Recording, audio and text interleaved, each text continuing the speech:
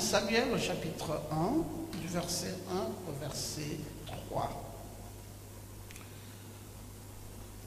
Il y avait un homme de Ramathaïm, Tchophim, de la montagne d'Éphraïm, nommé Elkana, fils de Jéroboam, fils d'Éliou, fils de Tcholou, fils de Tchouf, Éphratien. Il avait deux femmes, dont l'une s'appelait Anne et l'autre Pénina. Pénina avait deux enfants, mais Anne n'en avait point. Chaque année, cet homme montait de sa ville à Silo pour se prosterner devant l'Éternel des armées et pour lui offrir des sacrifices. Là se trouvaient les deux fils d'Élie, Ophni et Phini, sacrificateurs de l'Éternel. Amen. Que Dieu bénisse sa parole. Veuillez vous asseoir. Nous avons commencé une étude, je pense que c'était le vendredi. Nous étions dans l'introduction de ce message le vendredi et nous avons continué son introduction le dimanche. Et nous sommes en train de parler, ce message, nous l'avons intitulé « La désobéissance et ses conséquences ». Vendredi, quand nous l'avons introduit, ça a eu un impact très très fort parce que j'ai vu quelqu'un qui s'est roulé par terre pendant environ une trentaine de minutes, vraiment confessant tout le mal qu'il y avait dans sa vie. Et j'ai béni Dieu pour cela, parce que c'est aussi ça le but de nos enseignements, c'est ça le but de nos prédications, nous emmener à nous remettre en cause et nous rapprocher davantage de Dieu. Et ça m'a encore plu le dimanche, pendant que nous y avons été là, toujours dans cette étude sur la désobéissance et ses conséquences, nous avons aussi vu beaucoup de personnes que nous avons invitées ici dans cet endroit prendre la décision d'engager leur vie à Christ. Et ils étaient plusieurs et ça nous a énormément fait plaisir de voir que nous pouvons emmener des âmes à Christ et puis à l'église d'abord, et ces âmes ensuite le Seigneur les récupère ici et les emmène plus près de lui, et c'est vraiment bien. Dans cette étude, j'avais voulu notamment développer deux personnages, je vous l'ai dit à l'introduction. Je voulais parler du sacrificateur Élie et je voulais essentiellement parler de Saoul. Bon, j'ai commencé dans l'introduction à parler déjà sommairement comme cela de Saoul, mais je vais parler de Saoul de façon plus détaillée et j'aimerais parler aussi de Élie, le sacrificateur, de façon très détaillée. Vous savez que ce personnage du nom de Élie, le sacrificateur, on ne parle pas souvent de lui, on parle beaucoup plus de Élie le Tishbite, qui avait Élisée pour disciple et dont Élisée avait reçu la double portion de l'esprit de Élie. Ça, les gens savent ça, connaissent bien Élie. Ça fait que quand on parle de Élie, très souvent, on est tenté de penser qu'il s'agit de cet Élie-là, cet Élie qui est parti dans l'enlèvement et qui a fait tomber son manteau et dont Élisée a hérité. Il n'était pas le seul Élie. Il y avait encore un autre Élie dans la Bible, notamment dans le livre de Samuel. Et cet Élie, on l'appelait spécifiquement Élie le sacrificateur. D'ailleurs, quand on écrit son nom, même dans la Bible, on ne met pas un E, contrairement à cet autre Élie que nous connaissons tous bien, dont on met toujours un E. Lui, on l'appelait simplement Élie. Un personnage fabuleux parce qu'il arrive dans une contrée de la Bible qu'on appelle Silo, et puis il est sacrificateur. C'est un grand choix. Dieu l'a choisi pour être un sacrificateur et dans cette contrée qu'on appelle Silo. Malgré que Dieu l'ait choisi, malgré que Dieu ait porté ses regards sur sa personne, cet homme de Élie, le sacrificateur, va avoir un comportement désobéissant à l'endroit de Dieu et qui ne plaira d'ailleurs pas à Dieu et qui va avoir des conséquences extrêmement graves en Israël. Et je veux développer cela pour que vous compreniez que la désobéissance n'a jamais été quelque chose de bien aux yeux de Dieu et que cela entraîne énormément des conséquences. Et c'était des conséquences graves. Nous allons développer ça peut-être pendant 2-3 semaines. Et puis ensuite, nous allons aussi parler de Saoul et les conséquences de la désobéissance de Saoul. Je vais essentiellement dans cette étude me limiter à ces deux personnages pour vraiment parler de leur désobéissance. À l'introduction, je vous ai parlé de Frère Branham qui est notre prophète, c'est que ça lui a valu comme conséquence dans sa santé après qu'il ait réellement désobéi à Dieu. Quelque chose qui pouvait sembler simple.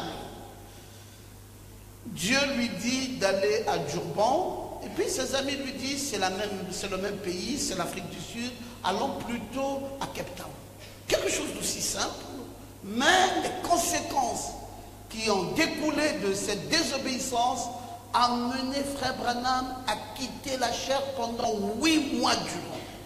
Il est resté malade et il a été sérieusement frappé, et nous l'avons vu dimanche, et comment il s'en est plaint, et comment il a crié, et comment c'était vraiment pas bien pour notre prophète à cause d'une simple petite désobéissance. Vous dire que notre Dieu, quand il nous a choisis à lui, il veut nous voir marcher promptement avec lui et respecter sa parole.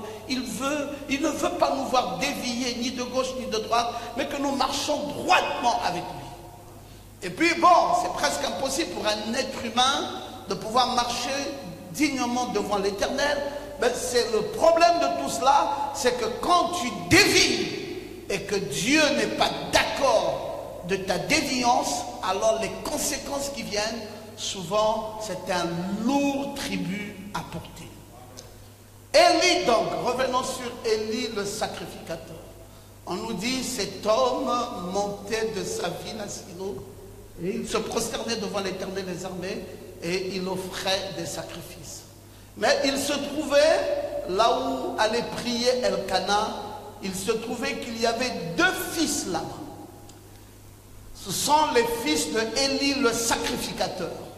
Un premier s'appelait Ophni et un deuxième s'appelait Phiné. Ces 2 enfants de Élie ont amené Élie dans une position de désobéissance terrible. Dans la Bible, on nous dit, comme elle restait longtemps en prière, en parlant de Anne devant l'Éternel, Élie a observé sa bouche. Anne parlait dans son cœur et ne faisait que remuer les lèvres. Mais on n'entendait point sa voix. Élie pensa que Anne était ivre. Et Élie lui dit, jusqu'à quand seras-tu dans l'ivresse? Fais passer ton vin. Anne répondit, non mon Seigneur, je suis une femme qui souffre en son cœur.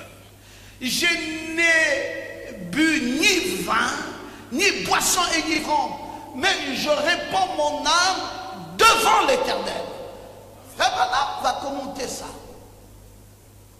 C'est terrible que de voir un sacrificateur, quelqu'un qui est supposé comprendre les choses de Dieu, quelqu'un qui est supposé être attentif, éveillé à tout ce qui est Dieu, voit une femme en prière, une femme qui implore la grâce de Dieu, une femme qui a un fardeau, et cet homme ne peut pas comprendre, ne peut pas monter à la dimension de la dame pour comprendre qu'elle est dans le contact avec le divin. Ces sacrificateurs devenaient simplement un apostat. Il devenait quelqu'un qui s'éloignait de plus belle de Dieu, et les choses de Dieu devenaient si compliquées pour lui au point de ne plus être capable de comprendre le spirituel. Il a traité une prière, une intercession d'une dame qui se tenait dans la présence de Dieu d'une femme ivrogne. Et il a dit que cette femme avait bu du vin ou avait bu de l'alcool. C'est pour cela que ses lèvres murmuraient alors qu'il n'avait jamais été question de cela. Un tout petit passage de l'écriture, mais qui va révéler énormément de choses parce que c'est un homme de Dieu qui est supposé comprendre, avoir une lecture claire des choses de Dieu. Et voici que cet homme n'a pas pu comprendre que cette dame était en prière. Cet Élie le sacrificateur avait ses fils, vous les avez vus, Ophni et Phiné. Les fils d'Élie étaient des hommes pervers. Voilà ce que dit, comment la Bible les traite. Ils étaient des hommes pervers. Ils ne connaissaient point l'Éternel. Le père est sacrificateur. Phiné son fils, un pervers. Ophni son fils, un pervers. Et la Bible, parlant d'eux, va dire qu'ils ne connaissaient point l'Éternel. Alors c'était une disgrâce. Vu la position de cet homme d'Élie, comment ça se fait que ses enfants, ses propres enfants, ne puissent pas parvenir à connaître Dieu? Voici quelle était la manière d'agir de ces sacrificateurs à l'égard du peuple. Lorsque quelqu'un offrait un sacrifice, le serviteur du sacrificateur arrivait au moment où l'on faisait cuire la chair, tenant à la main une fourchette à 3 dents. Quelqu'un offrait un sacrifice et lui, le fils, il dit, moi aussi je peux être là pendant ce sacrifice. Il piquait dans la chaudière, dans le chaudron, dans la marmite ou dans le pot, tout ce que la fourchette amenait. Le sacrificateur le prenait pour lui. C'est ainsi qu'ils agissaient à l'égard de tous ceux d'Israël qui venaient là à Silo. Ils pensaient que le sacrifice qui devait être offert à l'Éternel, l'Éternel n'avait pas besoin de ce sacrifice et il pouvait se permettre de piquer sur le sacrifice et de manger cela tout librement, tout bonnement, comme si ce sacrifice qui était offert à l'Éternel n'avait pas de prix aux yeux de l'Éternel et c'était plutôt à eux de s'en servir et à eux d'en manger. Des choses graves dont l'Éternel n'a pas pu supporter la désobéissance. Voici comment il pouvait se comporter le serviteur du sacrificateur au moment du sacrifice. Même avant qu'on fût brûlé la graisse, le serviteur du sacrificateur arrivait et disait à celui qui offrait le sacrifice, donne pour le sacrificateur de la chair à rôtir. Il ne recevra de toi point de chair cuite. C'est de la chair cuite qu'il veut. Et si un homme lui disait, quand on aura brûlé la graisse, tu prendras ce qui te plaira, le serviteur répondait, non, tu donneras maintenant, sinon je prends de force. Ces jeunes gens se rendaient coupables devant l'Éternel d'un très grand péché parce qu'ils méprisaient les offrandes de l'Éternel. La désobéissance n'est pas simplement au moment où quelqu'un vient vers Dieu, Dieu lui dit, écoute, va prier, tu n'as pas prié, tu dis oui, bon, j'ai désobéi, ce soir j'aurais pu prier, je n'ai pas prié. La désobéissance c'est dans tous les sens. La désobéissance vis-à-vis de Dieu va même à l'endroit des offrandes. Vous savez, vous dites, vous obéissez à Dieu, mais attendez, comment offrez-vous vos offrandes à l'Éternel? Il y en a qui, lorsque le panier à offrande passe, ils prennent des jetons sans valeur et puis ils jettent ça comme ça à l'Éternel. Ils disent, ça c'est l'offrande que moi je donne à l'Éternel. Ils prennent juste des petits jetons, ils jettent comme ça dans un panier à offrande. Ils disent, c'est l'offrande pour l'Éternel. Faites très attention. Dieu est regardant. Il est regardant sur tous les aspects. Il est regardant sur ce que nous lui donnons. Il est regardant sur la qualité des offrandes que nous lui offrons. Il est regardant dans la façon dont nous lui obéissons, de la façon dont nous marchons avec lui et de la façon dont nous le craignons. Ces gens-là, du temps de Élie à Silo, ont manqué d'égard à l'endroit du Dieu qui les a créés. Pas de respect du tout pour ce Dieu, et ils se permettent de faire tout ce que bon leur semble. Il suffit de désobéir à Dieu, et ils savaient que leur désobéissance, le mépris qu'ils avaient pour Dieu et pour les choses de Dieu, Dieu n'en tiendra jamais compte. Quand nous continuons la lecture, nous voyons dans le verset 22 qu'Élie était fort âgé. Il apprit comment ses fils agissaient à l'égard de tout Israël.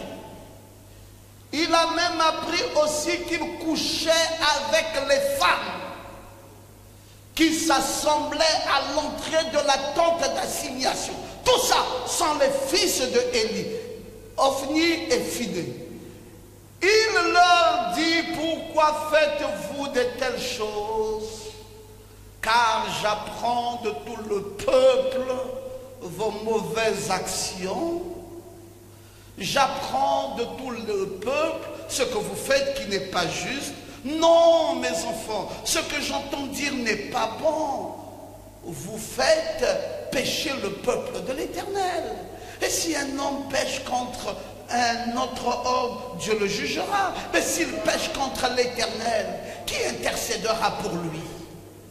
Ils n'écoutèrent point la voix de leur père, car l'Éternel voulait les faire mourir. Et entre-temps, il y avait un jeune homme qui était le fils de Anne. Il continuait à grandir et lui était agréable à l'Éternel et agréable aux hommes. Nous avions en ce moment-là une catégorie des jeunes gens qui bafouent la loi de l'Éternel, et un petit homme, un jeune homme encore qui est là aussi, qui lui craint l'Éternel et marche dans l'obéissance et dans la crainte de l'Éternel. Voici comment nous nous retrouvons aujourd'hui dans cet âge dans lequel nous vivons, un âge que nous appelons un âge très mauvais. Il y a des gens qui pensent dans cet âge qu'ils peuvent vivre comme ils veulent. J'ai déjà vécu longtemps comme cela, l'Éternel ne m'a jamais frappé. Je peux faire tout ce que bon me semble, l'Éternel ne m'a jamais frappé. Moi, de toutes les façons, depuis que je fonctionne comme ça, je fonctionne bien et je n'ai jamais eu de problème avec Dieu. Je veux te dire, si Dieu ne t'a pas frappé jusque-là, c'est parce que Dieu avait eu un temps de patience. Mais maintenant, il prend le temps de t'avertir. Il prend le temps de te dire que si tu prends part à sa parole, tu dois te débarrasser de tout ce qui est péché. Vas-y, dire amen très bien. Tu dois te débarrasser de tout ce qui est mauvaise vie. C'est un évangile qui ne plaît plus aux gens aujourd'hui, mais Dieu n'aime pas la désobéissance. Tu dois couper avec tout ce qui est désobéissance, mauvaise vie. Tu ne peux pas dire je crois ce message et en même temps vivre la mauvaise vie. Tu ne peux pas dire je vais aller au ciel, en même temps te comporter comme tu veux. Il y a un châtiment sur la désobéissance. Ou tu crois, tu obéis à Dieu, ou tu ne crois pas, tu quittes dans les choses de Dieu tout bonnement. Ne reste pas ici tout en pensant que tu peux continuer avec la désobéissance. Et de toutes les façons, l'Éternel est un grand-père, il connaît bien, il te connaît bien, et depuis que tu fais ça, tu n'as jamais été reprimé, l'Éternel ne va jamais te reprimer. Attention, il n'y a aucune désobéissance à l'Éternel qui est restée impunie. Retenez ça, il n'y a aucune désobéissance à l'Éternel qui reste impunie. Si tu constates que tu peux vivre comme tu veux et que tu n'es jamais frappé par Dieu, dis-toi, est-ce que je suis vraiment un fils de Dieu? Parce que il y a aussi des gens qui sont dans l'église, mais qui ne sont malheureusement pas les enfants de Dieu. C'est des fils du malin. Ils sont simplement venus pour pointer, ou je ne sais pas, par enthousiasme, ou pour montrer qu'eux aussi fréquentent une église. Mais en vérité, il n'y a rien dans la relation entre eux et Dieu. Et ça fait qu'ils vivent leur vie et jamais qu'ils n'ont été frappés ou corrigés par l'Éternel. Il n'en sera jamais ainsi des vrais enfants de Dieu. Amen.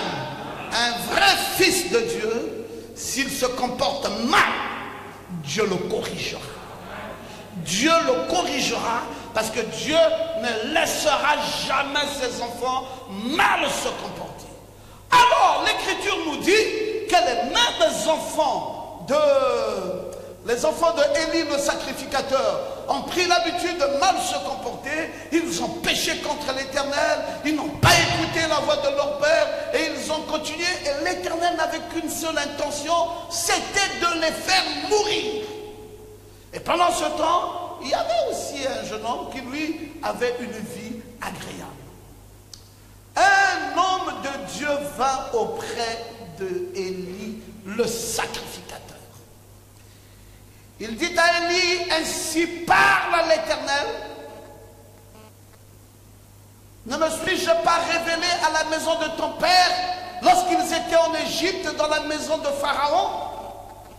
Je l'ai choisi parmi toutes les tribus d'Israël pour être à mon service dans le sacerdoce. Pour monter à mon autel, pour brûler le parfum, pour porter l'éphod devant moi. J'ai donné à la maison de ton père tous les sacrifices consumés par le feu et offerts par les enfants d'Israël. Pourquoi voulez-vous au pied mes sacrifices?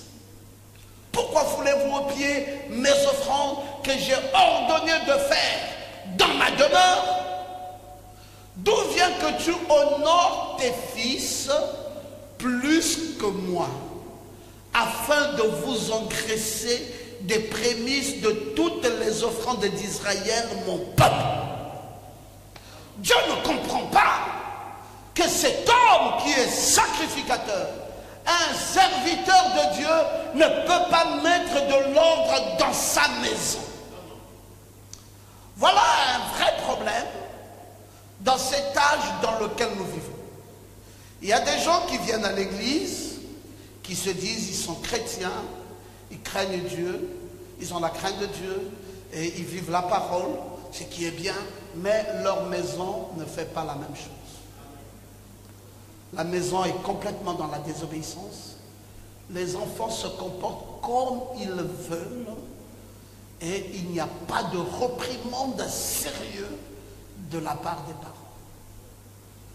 Vous savez que Frère Branham nous a dit, si vous voulez parler de délinquance juvénile, commencez d'abord à parler de la délinquance parentale. Que la délinquance commence par les parents avant que ça ne vienne vers les enfants. Les parents sont délinquants parce qu'ils laissent les enfants faire comme ils veulent, ils ne reprimandent pas les enfants, et ça fait que la délinquance des parents est devenue la délinquance des enfants. Nous devons avoir un caractère. Un enfant ne doit jamais transporter son père comme si c'est lui qui commande. Quand tu es un père, quand tu es une mère, quand tu es un parent, tu ne te laisses pas guider par ton enfant. Tu dois avoir du caractère. Tu dois être capable de dire non quand il faut dire non. Être capable de dire oui quand il faut dire oui. L'enfant ne doit jamais te dépasser et l'enfant ne doit jamais monter sur ta tête. C'est toi le parent. Il mange par toi.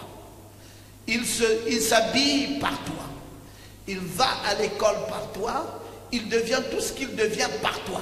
Par comment vas-tu laisser cet enfant prendre le devant sur toi et c'est désormais cet enfant qui te quitte? Voilà comment le christianisme est en train de perdre sa valeur petit à petit, parce qu'il y a une grande désobéissance dans nos maisons. On se pose quelquefois des questions, pourquoi est-ce que je ne suis pas béni? Mais est-ce que tu as vérifié la maison? Est-ce que tu as contrôlé la maison? Est-ce que tu es sûr que dans ta maison, tout est en ordre avec Dieu et que Jésus est glorifié par tout ce qui se fait dans la maison? Oui, pasteur, moi je veux bien, mais j'arrive plus à contrôler ses enfants. C'est grave que de ne plus être capable de contrôler ses enfants. Les enfants ne doivent pas vous contrôler. C'est à vous de les contrôler. C'est à vous de vous imposer à eux. Et quand un enfant est têtu parce qu'il veut suivre la mode, il veut suivre ses amis, il veut suivre, prenez des décisions, et des décisions fortes, capables de chasser même l'enfant de votre maison, pour montrer à cet enfant que c'est vous le chef. Le grand péché de Élie, écoutez, ce n'est pas lui qui allait sortir les femmes, ce sont ses enfants qui sortaient les femmes. Ce n'est pas Élie, le sacrificateur, qui faisait autant de mauvaises choses. Ses enfants, ce sont eux qui ont commencé à rentrer dans des pratiques bizarres. Fouler les offrandes de Dieu aux pieds, coucher les femmes derrière les tentes et faire tout ce qui était mal. Et Dieu s'étonnait de ce que Élie n'agissait pas. C'est pourquoi, voici ce que dit l'Éternel, le Dieu d'Israël. J'avais déclaré que ta maison et la maison de ton père marcheraient devant moi à perpétuité. Et maintenant, dit l'Éternel, loin de moi, car j'honorerai celui qui m'honore. Mais ceux qui me méprisent seront méprisés. Je n'ai pas entendu quelqu'un qui dit Amen. Dites Amen bien fort. L'Éternel fait quoi? Il honore ceux qui l'honorent et il méprise ceux qui le méprisent. Ce n'est pas seulement avec Élie, mais aussi avec chacun d'entre nous. Il y a une décision importante à prendre au sujet de l'obéissance et il y a un refus systématique au sujet de la désobéissance. Il faut rejeter ça dès maintenant. Élie n'a pas honoré Dieu. Élie n'a pas fait ce que l'Éternel attendait de lui. Et Dieu dit maintenant, je ne peux plus continuer. Je vais honorer ceux qui m'honorent, mais en plus, je vais mépriser ceux qui me méprisent. Que va-t-il se passer? Voici le temps arrive où je retrancherai ton bras. Maintenant, les conséquences de la désobéissance arrivent. Je retrancherai ton bras et le bras de la maison de ton père, en sorte qu'il n'y aura plus de vieillards dans ta maison. Tu verras un adversaire dans ta demeure, tandis qu'Israël sera comblé de bien par l'Éternel. Il n'y aura plus jamais de vieillards dans ta maison. Je laisserai subsister auprès de mon autel l'un des tiens, afin de consumer tes yeux et d'attrister ton âme, mais tous ceux de ta maison mourront dans la force de l'âge. Ton enfant grandit, il a 12 ans, prépare-toi à pleurer. Il grandit encore, il a un certain âge, prépare-toi à pleurer. Aucun de tes enfants ne vivront longtemps. Je vais couper tous ces enfants à la fleur de l'âge. Il n'y aura jamais de vieillards dans ta famille. Il y aura des morts qui vont se perpétuer. Et il y aura chaque fois des cris de deuil dans ta maison. Parce que c'est là où moi je vais frapper. Et je frapperai la désobéissance. Vous voyez, beaucoup de gens, dans leur malheur, dans leur souffrance ou dans les difficultés qu'ils rencontrent, pensent toujours que ces difficultés-là viennent du fait de la normale. Parce que bon, un homme doit passer par des épreuves. Ça aussi, c'est encore une autre épreuve. Ça aussi, c'est encore une autre épreuve.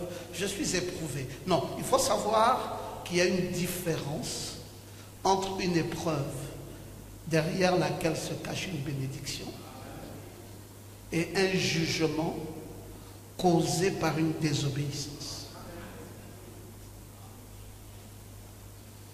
Tu ne prendras pas chaque difficulté, chaque problème, chaque ennui pour une épreuve. Le prophète te dit, l'épreuve c'est la bonne part du croyant. L'épreuve c'est parfois pour secouer le croyant pour voir sa maturité. L'épreuve c'est parfois pour tester les muscles de ta foi, savoir comment tu es devenu fort, comment tu peux résister devant la difficulté. Mais le malheur ou le jugement, très souvent c'est à la suite d'une désobéissance. Et ça n'a rien à voir avec un test, ça n'a rien à voir pour vérifier les muscles de ta foi. C'est Dieu qui est fâché et qui te frappe et tu es jugé en fonction de ta désobéissance. Est-ce que Dieu va-t-il laisser ses enfants vivre sans les frapper? Dieu vous frappera toujours aussi longtemps que vous tomberez dans la désobéissance. Qu'est-ce qu'un chrétien doit faire dès que quelque chose ne va pas? Quelque chose ne va pas dans ta vie, quelque chose ne fonctionne pas bien dans ta vie, Dieu demande à ce que tu répares ça. Vous savez, la vie chrétienne, c'est une vie de remise en cause tous les jours. La vie chrétienne, c'est une vie où quelqu'un doit se mirer devant Dieu tous les jours. C'est pour ça que j'ai toujours pensé que ce n'était pas aussi facile la vie chrétienne. Parce que tu dois te mettre en cause, tu dois te remettre en cause et tu dois chaque fois arranger, réparer chaque fois. Dire Seigneur, j'ai marché mais là c'était pas bien, pardonne-moi Seigneur. Là j'ai marché, Seigneur, béni soit ton nom, parce que ici j'ai réussi à bien marcher avec toi. Seigneur, regarde, j'ai encore fait une faute. Seigneur, pardonne-moi, ne m'en tiens pas rigueur. Sors-moi de là, mets-moi dans la meilleure position, laisse-moi marcher, laisse-moi arranger. Seigneur, j'ai pas le droit, je n'ai pas le droit de faire ceci, je n'ai pas le droit de faire cela, je n'ai pas le droit. Chaque fois, une remise en cause. Vous dites, mais Dieu peut comprendre que nous sommes des êtres humains. Il peut simplement nous laisser sur la terre et essayer de nous gérer comme ça. Dieu ne nous gère pas comme ça. Il a dit à Élie le sacrificateur, puisqu'il en est ainsi et que tes enfants ont pensé qu'ils pouvaient se moquer de moi, je vais frapper de mort ta maison. Il n'y aura plus de vieillards dans ta maison. Tu verras un adversaire dans ma demeure tandis qu'Israël sera comblé de biens, mais chez toi, il n'y aura plus de vieillards. Je laisserai subsister auprès de mon autel un des tiens, afin de consumer tes yeux. J'attristerai ton âme, et tous ceux de ta maison mourront à la force de l'âge. Tu auras pour signe ce qui arrivera à tes deux fils. Ça ne sera qu'un signe pour que tu comprennes. Ophni et Phiné, ils mourront tous les deux le même jour. Et je m'établirai un sacrificateur fidèle qui agira selon mon cœur et selon mon âme, et je lui bâtirai une maison stable. Il marchera toujours devant mon nom.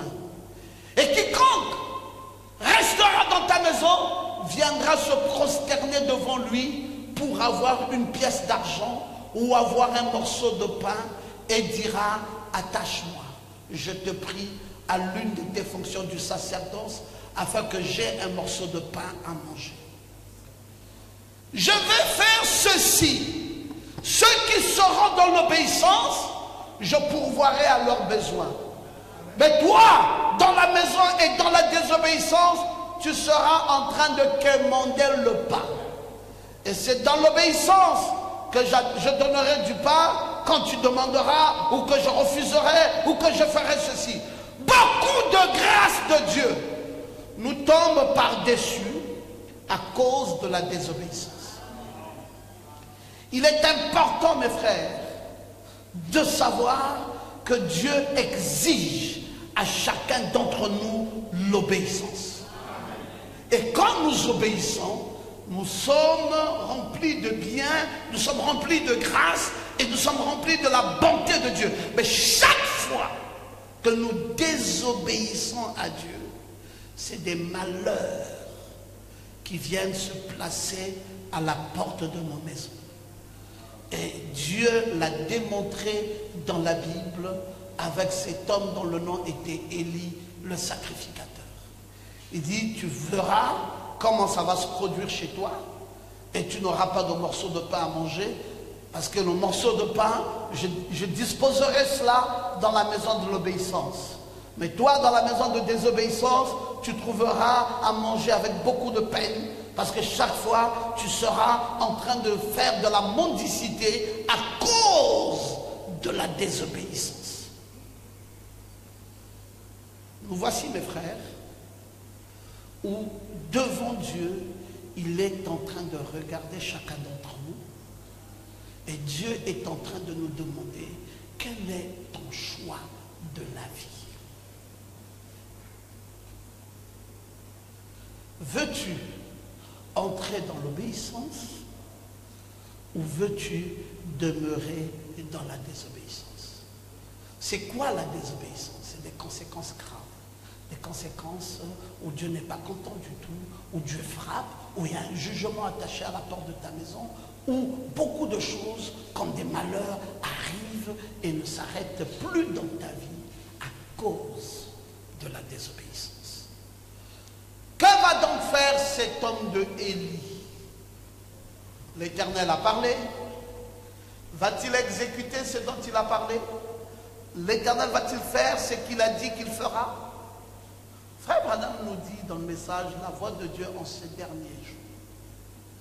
Il dit, Samuel, tout ce que Samuel pouvait faire, c'était de parler fidèlement. Mais il était un peu réticent à le faire. Car c'était prononcé contre le milieu même où il avait été envoyé pour y être élevé. Élie est le temple. Mais Élie a dit à Samuel, parle. Et Samuel lui a rapporté fidèlement ce qui allait arriver, à savoir que Samuel, ou plutôt que le temps de Élie en tant que sacrificateur, était terminé. En effet, Dieu avait parlé. Dieu envoyait son message par Samuel le prophète, né d'une naissance très particulière. Il avait été consacré au Seigneur depuis son enfance. Dieu lui avait parlé quand il était enfant et le préparait pour un travail à venir. Quand le temps d'Élie arrivait à la fin. C'était un homme roi qui a bénéficié d'une saison de grâce, qui a bénéficié d'une saison de visitation, qui a bénéficié d'une saison de faveur, mais quand la désobéissance est arrivée, Dieu a arrêté le temps et Dieu dit ça devient du vieil ordre. Maintenant je veux changer d'ordre, je veux copter un nouvel ordre et je finis avec Élie le sacrificateur. Je n'aimerais pas que Dieu finisse avec toi. Je n'aimerais pas que les faveurs de Dieu s'arrêtent dans ta vie. Je ne voudrais pas que la bénédiction de Dieu qui t'a toujours accompagné, que ça ne s'arrête dans ta vie. D'où cet enseignement de maintenant. Pour que cette bénédiction continue dans ta vie, il y a une décision formelle à prendre dès maintenant. Seigneur, que vas-tu faire? Vas-tu arrêter ou vas-tu laisser ta grâce continuer dans ma vie? C'est à toi de décider. C'est à toi de décider si tu veux que la grâce continue ou si tu veux que la grâce s'arrête. Comment tu vis, madame, dans le foyer? Dans l'obéissance ou dans la désobéissance? C'est important de savoir ça. Je suis une femme mariée. C'est bien, mais est-ce que tu obéis à ton mari? Oh oui, quelquefois, mais il m'énerve. Ah non, l'homme ne t'énerve pas, il est le chef de la famille. C'est lui qui a été établi pour être ton chef. Comment te comportes-tu vis-à-vis de lui? Oh, de toutes les façons, il n'a pas trop de valeur à mes yeux. Attention. Vous servez femme, vous servez Dieu en servant votre mari. Attention de toujours penser que c'est simplement un simple homme. Vous pouvez tomber dans une disgrâce qui ne dit pas son nom et commencer par constater que votre vie qui fleurissait hier ne fleurit plus. Et vous allez vous demander, mais qu'est-ce qui m'est arrivé? Véritablement, je ne comprends pas. Tu ne vas pas comprendre. Parce que Dieu ne vient pas dans notre âge dire à chacun d'entre nous à l'oreille, si ce qui t'arrive ici, c'est suite à ça, ce qui t'arrive ici, c'est suite à ça. Vous connaissez l'histoire de la sœur Méda, qui a claqué la porte à Frère Branham. Et rien que ce petit geste où elle a claqué la porte à Frère Branham, c'était fini, un kyste s'est installé sur elle. Frère Branham est allé prier pour dire, Seigneur, aide-moi à comprendre pourquoi maman va-t-elle souffrir. C'est quand même une femme qui fait beaucoup pour moi. Dieu lui dit, oui, elle fait beaucoup, mais elle t'a désobéi. Du fait qu'elle t'a désobéi, ce kyste s'est installé à cause de la désobéissance. Seigneur, que faut-il faire? Il dit, mais la désobéissance a engendré un kyste sur elle. Combien de femmes ont fermé la porte des cieux à cause de la désobéissance vis-à-vis de leur mari? Combien de sœurs sont dans beaucoup de malheur à cause de la désobéissance? Est-ce que Dieu va-t-il te dire, ma sœur, Dieu ne te dira pas toujours. Faites attention, dès lors que vous avez cru dans ce message, faites attention de la façon dont vous marchez avec Dieu. Remettez-vous en cause chaque fois. Contrôlez chaque fois votre vie. Faites passer votre vie en revue et regardez les coins, les recoins de votre vie. Rassurez-vous que tout va bien. Frère Branham dit que c'en était fini pour ce sacrificateur. Le temps d'Élie en tant que sacrificateur était terminé. Dieu avait parlé, Dieu avait envoyé son message par Samuel, le prophète, né de façon très particulière. Dieu lui avait parlé qu'il était un enfant et il se préparait pour un travail à venir, parce que celui-là qui était son guide spirituel, celui-là qui était un sacrificateur, Dieu en avait fini avec lui. À cause de quoi? À cause de la désobéissance. Pasteur Lama, est-ce que si Dieu finit avec moi, ça veut dire que je meurs? Pas forcément. Tu peux continuer à vivre, mais Dieu a déjà fini avec toi. Tu vas simplement commencer à constater beaucoup de malheurs. Et des malheurs qui viennent dans quel sens? Qui viennent même jusqu'à dans ta famille. Tu vas sentir comment les cieux sont fermés. Tu vas sentir comment il y a certaines grâces qui ne peuvent plus t'atteindre. Frère Branham a dit, les cieux étaient hermétiquement fermés. Hermétiquement fermés. Frère Branham ne comprenez pas, il dit, à cause de la désobéissance, Dieu avait fermé hermétiquement les yeux. Élie, Dieu l'a rejeté, le sacrificateur, et Frère Branham dit que Dieu n'avait plus rien à traiter avec lui. Dans Apocalypse, chapitre 4, troisième partie, le prophète de Dieu dit, remarquez, si un homme essayait d'entrer dans le lieu très saint, oh, quelqu'un, un enseignant de la Bible me l'a dit, si quelqu'un pénétrait dans ce lieu très saint, sans passer par ici, il mourrait. Un jour, les fils d'Aaron apportèrent du feu étranger. Il dit un feu dénominationnel, alors que ça ne devrait pas être un feu dénominationnel. Ils moururent à la porte. N'est-ce pas vrai? Oh, c'était plutôt les fils d'Élie. Je crois. C'était les fils d'Élie qui apportèrent cela. Alors qu'ils représentaient les fils d'Aaron qui étaient le sacrificateur.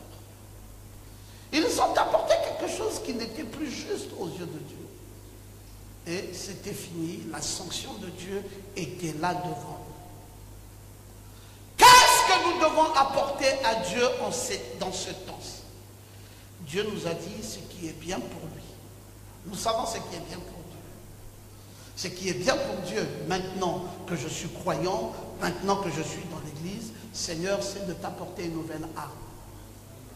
Je sais que tu prends plaisir à ce que j'aille prêcher la parole à quelqu'un et que je dise à cette personne, viens à l'église, allons-y ensemble à l'église, écoute la parole de Dieu. Voilà la chose à laquelle Dieu prend plaisir. Si je peux faire ça, autant de fois que je peux, béni soit le nom de l'Éternel.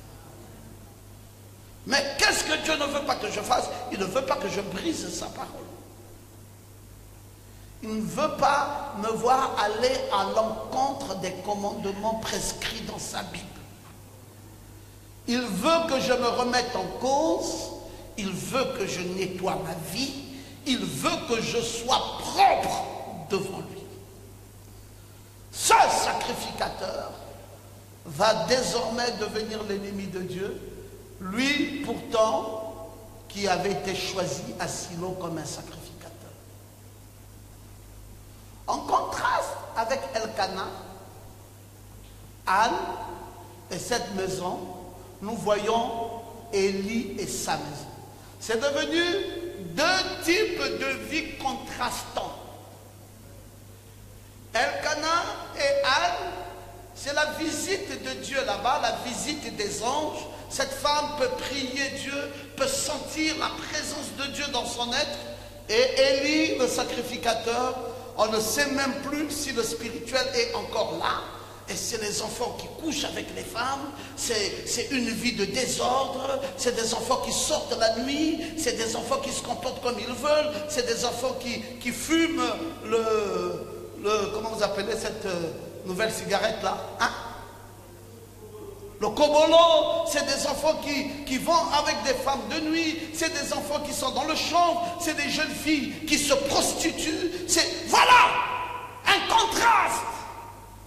Alors que chez Elkana, c'est une maison où il y a la crainte de l'Éternel, une maison où il y a l'obéissance à la parole, une maison où il y a un petit Samuel dont Dieu dit, j'ai mis un terme avec la sacrificature d'Élie, désormais c'est toi que j'employerai pour le futur, la gloire de Dieu reposera sur toi. Et Élie a perdu le contrôle de ses fils. Il a entendu parler de leurs péchés, il couchait avec les femmes qui s'occupaient du service d'un temps, et pourtant Élie a refusé de juger et de traiter sévèrement le péché de ses enfants quand il a vu ça. Dieu a décidé de son cœur de tuer Ophni et Phiné. Comment tu peux faire ça? Oh, pasteur, les enfants n'écoutent plus quand on les conseille, quand on leur parle, ils ne veulent pas. Ah non, c'est ta maison. Tu es le responsable. Tu ne peux pas dire que les enfants n'écoutent pas. Tu as une part dans cette histoire. Tu ne vas pas te dérober de ta responsabilité comme ça. C'est des malédictions qui tombent dans ta maison. Il faut que tu décides. Et tu dois être violent avec la décision. C'est des portes d'entrée des démons. Et nous en avons tellement ouvert dans nos maisons, dans nos familles, que nous nous posons la question de savoir pourquoi ça ne va pas. Mais les portes, les brèches sont ouvertes. En même temps, on veut la grâce de Dieu. En même temps, on veut la guérison. En même temps, on veut la paix. En même temps, on veut la prospérité. En même temps, on veut la tranquillité. En même temps, on veut le bonheur que Dieu peut nous accorder par sa grâce. Mais en même temps, nous avons du mal à décider sur toutes les portes que les démons sont rentrés. Et on ne peut pas blâmer les enfants. Quelle est notre foi aujourd'hui? On ne se rend pas compte, mais le mal va de mal en pire. Vous savez, il a fallu que je voie une histoire qui s'est passée tout dernièrement avec Jeff pour que je fasse une rétrospective de ce qui s'est passé en 2008. Cet enfant-là, c'était un petit gamin comme ça qui venait à l'école le dimanche, qui a grandi avec nos enfants ici, les garçons. Il est supposé être né dans les années 1992, ce garçon. Il a grandi là. Il a fait une fugue quand il n'avait que 6 ans. Non, 10 ans. 10 à 12 ans, il a fait une fugue. Il est allé dans la forêt. Et quand il est sorti de la forêt, il est devenu pasteur. Mais quand il devient pasteur et qu'il vient ici à Libreville, c'est en 2008. Je me souviens bien du jour où il est venu me dire, pasteur, moi maintenant je suis pasteur, j'ai prêché à Tchibanga. Je lui ai dit, tu es pasteur à Tchibanga, tu as prêché comment? Il a essayé de m'expliquer. Je lui ai dit, tu es un exorciste. Tu n'es pas pasteur. Parce qu'il exorcisait les gens, il vient, il t'explique ta vie et tout ça. Ce sont les esprits qu'il avait pris chez les charlatans. Il était devenu un exorciste et il fait ceci. Alors, quand il est venu avec ça, j'ai appelé sa mère, la sœur Triomphe. J'ai dit à sa mère que cet enfant-ci, si tu ne le corriges pas maintenant, tu auras tous les problèmes du monde avec lui. Parce qu'il se prend pour un prophète quand il n'est pas un prophète.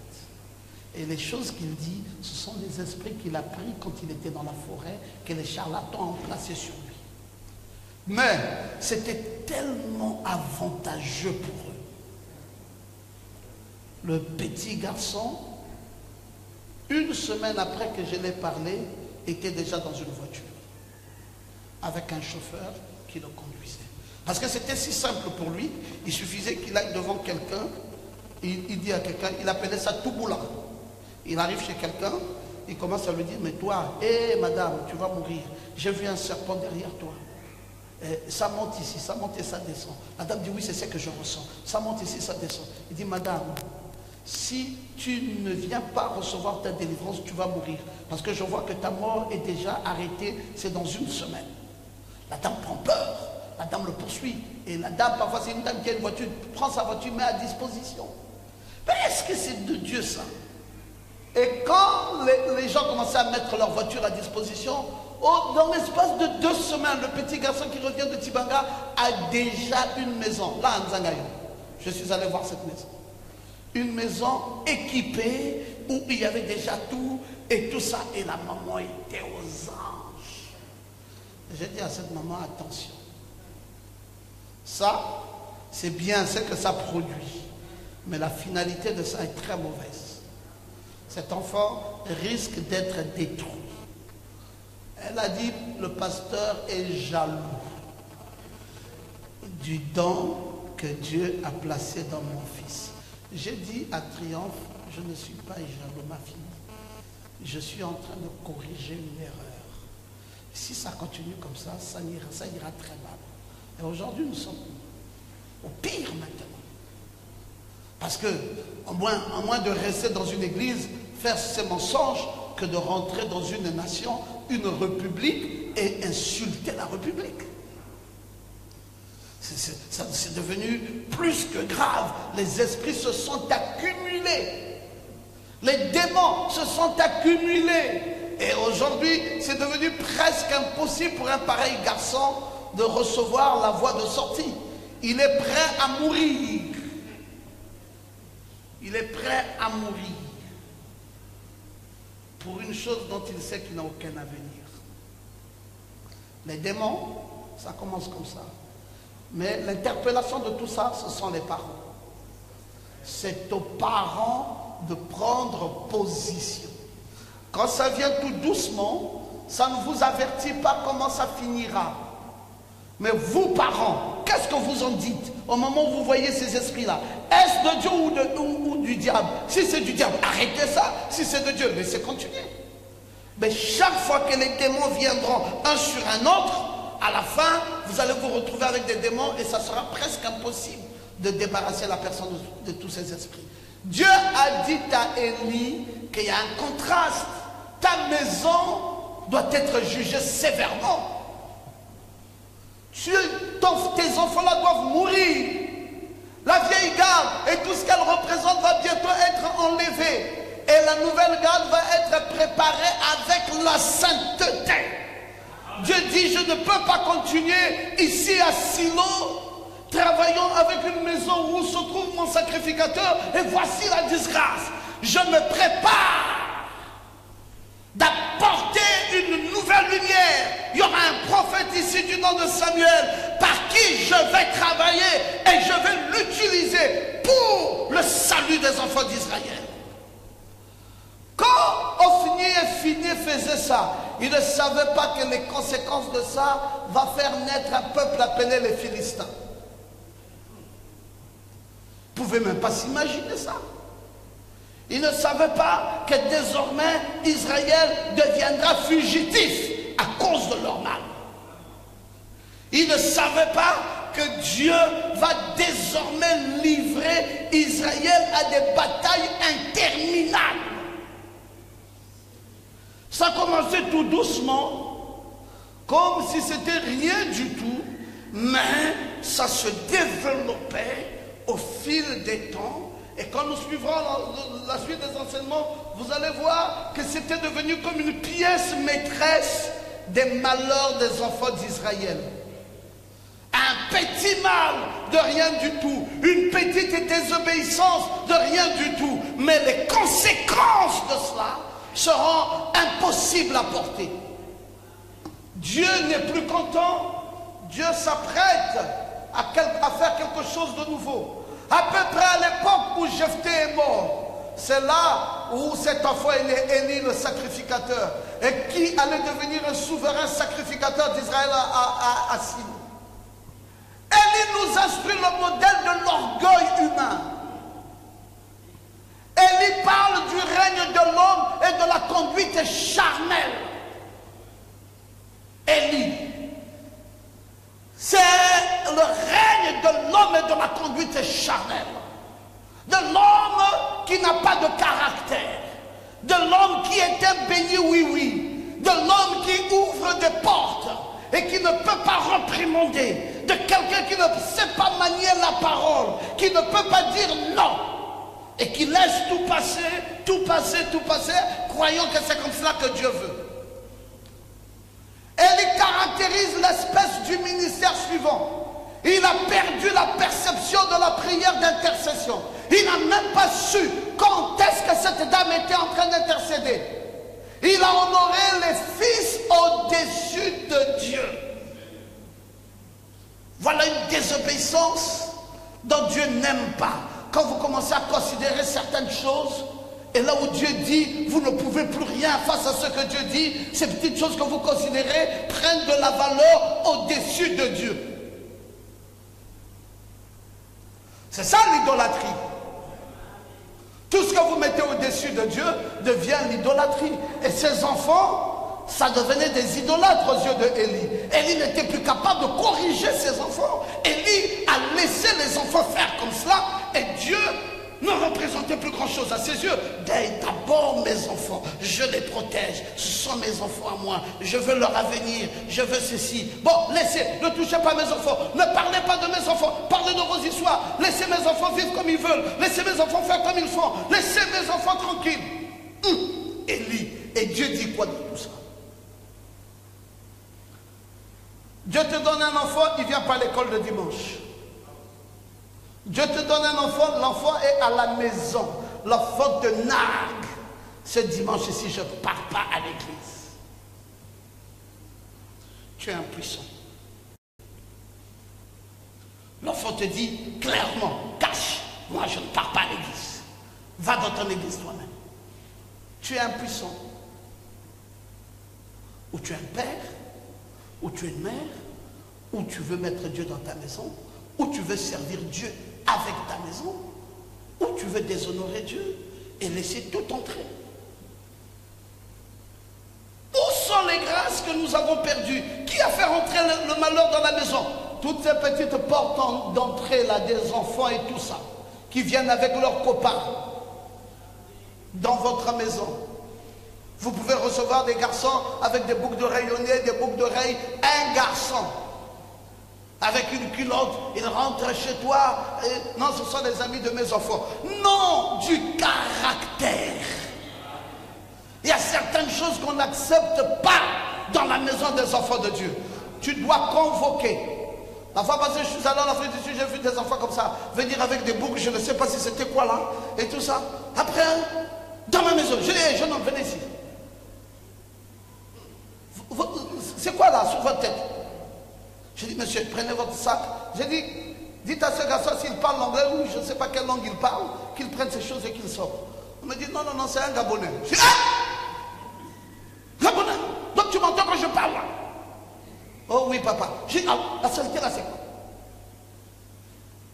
J'ai dit, tu es le fils de qui? Il m'a donné le nom de son père que je connais. J'ai dit, jeune homme, à partir de maintenant, si ça là, ça ne part pas dès demain, j'appelle ton père et on t'enlève l'Afrique du Sud. Et le lendemain matin, il est allé se coiffer. Je dis, c'est quoi c'est ça? Oh, les enfants font maintenant comme ils font. Les parents souffrent ici. On voit l'argent chaque mois, transpire. Et l'enfant là-bas en train de faire la délinquance. Et c'est comme ça qu'ils vivent. Élie a perdu la perception de la prière d'intercession. Il a honoré les fils au-dessus de Dieu. Il est progressivement devenu aveugle. Élie a négligé le pied de l'homme, le fruit et les dons de l'esprit. Il a perdu la capacité d'entendre la voix de Dieu.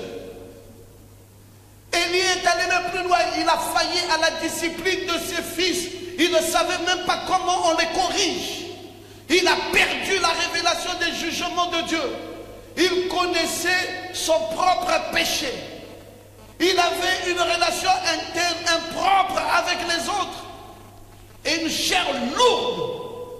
Les fils d'Élie sont dépeints comme des égoïstes, prenant ce qu'ils ont voulu par la force.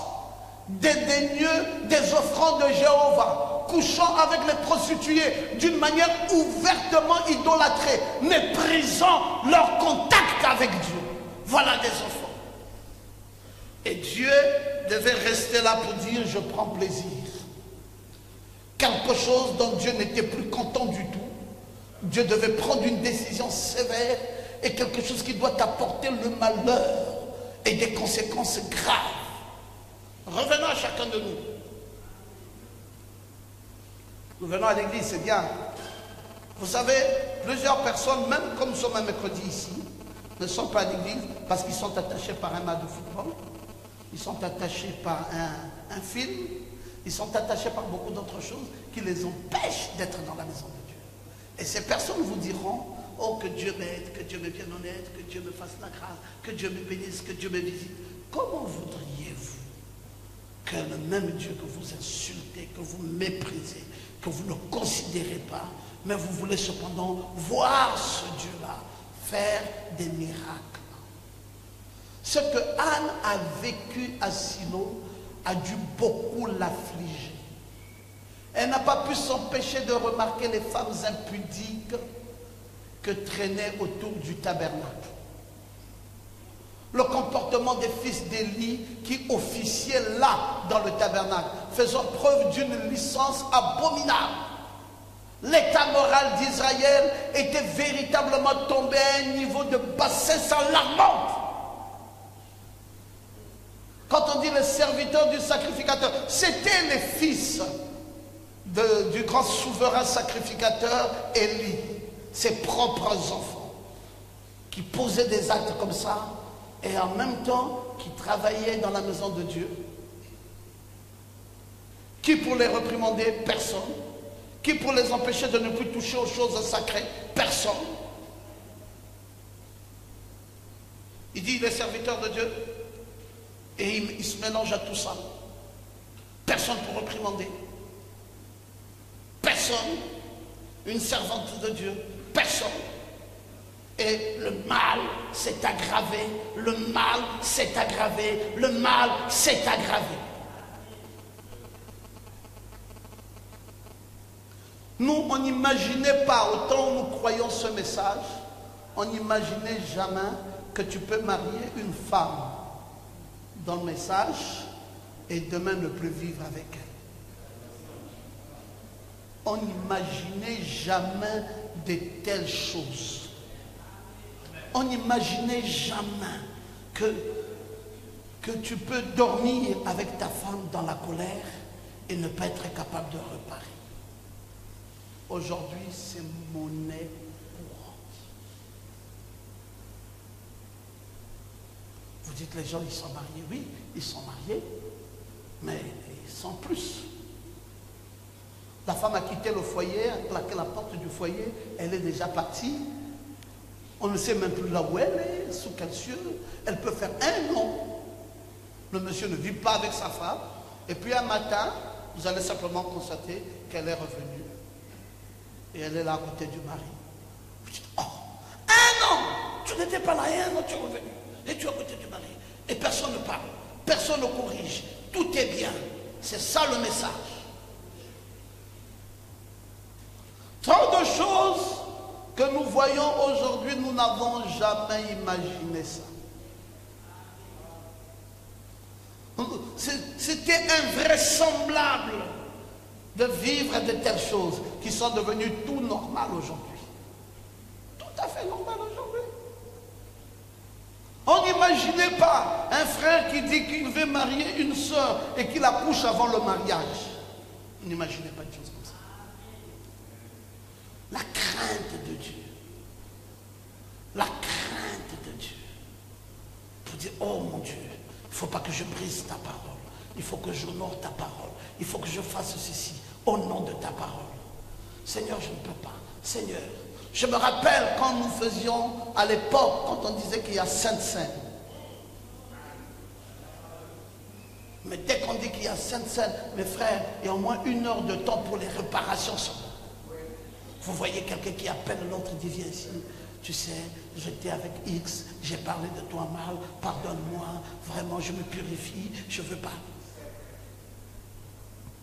Mais maintenant, c'est tout le contraire. Vous voyez quelqu'un, il n'a pas été à l'église toute l'année, mais c'est plutôt le jour de la Sainte-Seine où il apparaît tout bonnement et il vient là comme si c'est une affaire qu'on lui avait dit que si tu manges, ça va te garder en vie.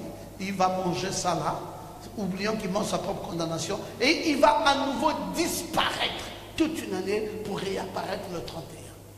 Mon Dieu. Où est partie la crainte de Dieu? L'état moral d'Israël tombait dans un niveau de bassesse alarmante. Tandis qu'Anne priait dans le tabernacle, ses lèvres ne remuaient pas. Elle seulement avec son cœur, le sacrificateur assis immobile à l'entrée du temple, ne sait même pas ce qui se passe. Quand il a vu, il a jugé qu'elle était soûle. Et il a sévèrement réprimandé. La femme a répondu d'une voix humble. Elle n'a même pas voulu lui dire, mais souverain, mais tes enfants, c'est plutôt eux qui font le mal.